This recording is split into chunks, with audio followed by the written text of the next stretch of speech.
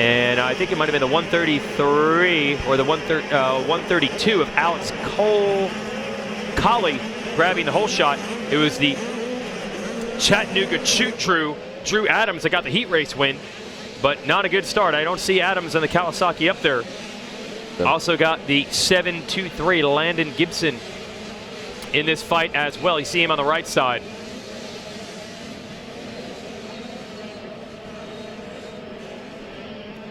.723 trying to make that move. Side by side for the lead. That might be the 113, I think, of Chase Anderson. It looked like 13, but I believe it's the 113 of Chase Anderson in the lead. And the 723, Landon Gibson, thought better of it. He had the door open for what would have been a massive hit. If he wanted to take the block pass attempt, he did not do it.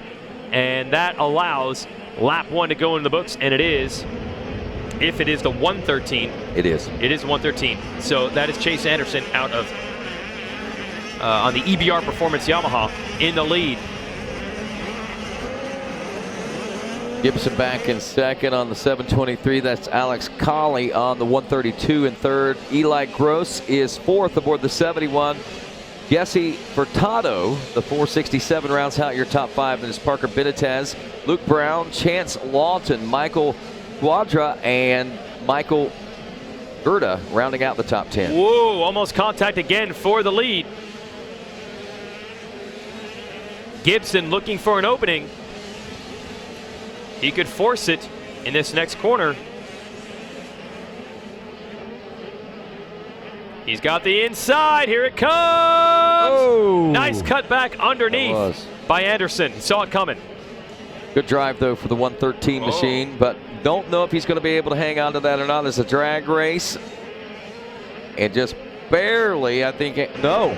Oh, this is amazing right now. Can he close it down from the outside? He does. Landon Gibson to the lead.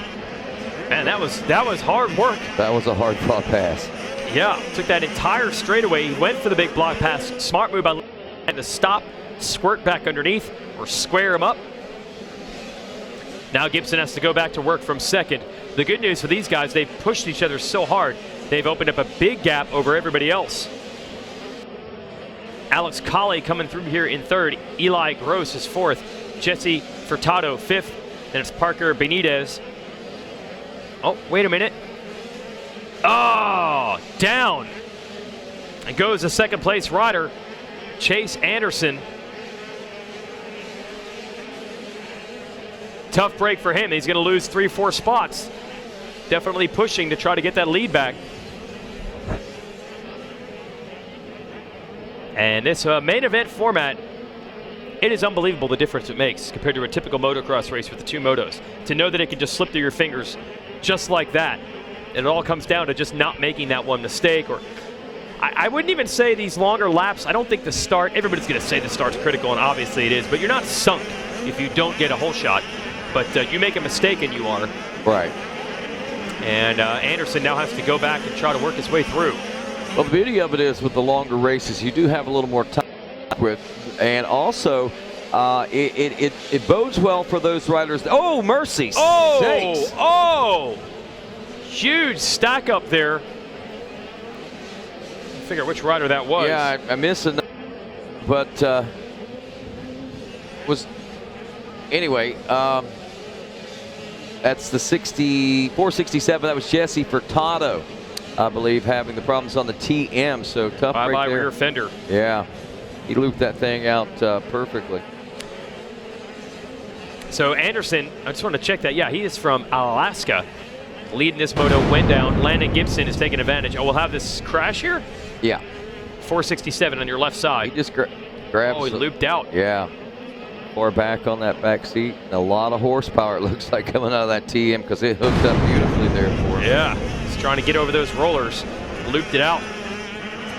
Try to teach you to grab the clutch here at the last second to try to cut power to the wheels, but it was too little too late. Yeah, to finish my thought on the longer laps, what I was going to say, it may bode better for those riders that have the consistent endurance and can turn consistent lap times over the course of time, rather than those riders that have short burst of speed that are able to capitalize and win like that. So That's the beauty of these longer races in these one moto formats. They feel like long races. They do. They really feel like long races. A lot materializes.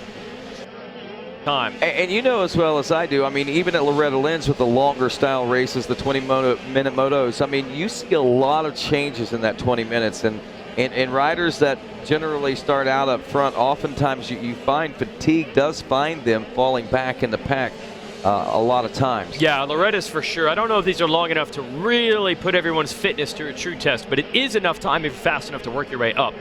But I think everybody can go the distance fitness-wise at the front of the pack in these races. Landon Gibson is your leader. Alex Colley, well, he was second, but the 71 of Eli Gross has been slowly but surely moving forward. Looks like Colley tried to get him back, but right now Eli Gross has second, and he is closing on your leader, Gibson. So this will be interesting to watch.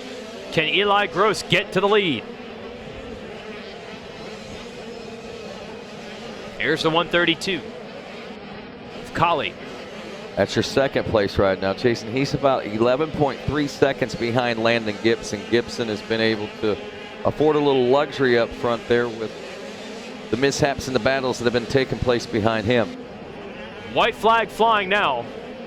And there is Anderson, who went down, the rider out of Alaska. There's the big move, the power move up the inside, that block pass. Gosh, man. I just paid to have a camera in that corner and just watch it all day long. This block pass is materializing. Can you imagine? We're only seeing these battles up front. Right. It's probably 100 more.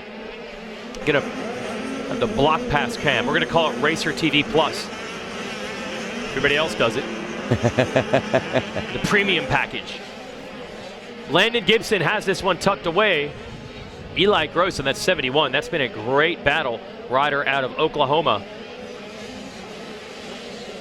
And he and Alex Colley on the 132 have really been duking it out. Will Eli get the better of him? Wondering what happened to Drew Adams, who won the heat race. Never saw him in this one. I don't know if he got injured or had a bike problem or something in a different class. We did not get Drew Adams on the line. Did we ever even have a 300 out there at all? No, not in this one. Yeah, he was a heat race winner. Checkers are out on this one as Landon Gibson takes the win in the 85cc 10 to 12-year-old class, and the battle back for second appears that it may have been won by Eli Gross. We'll see as we mark our territory there for second place. Gross does hang on to that one. Chase Lawton, I should say, moving up into a third place position. Chase Anderson to fourth. Alex Colley, issues there on that final lap, dropping back to the fifth place position.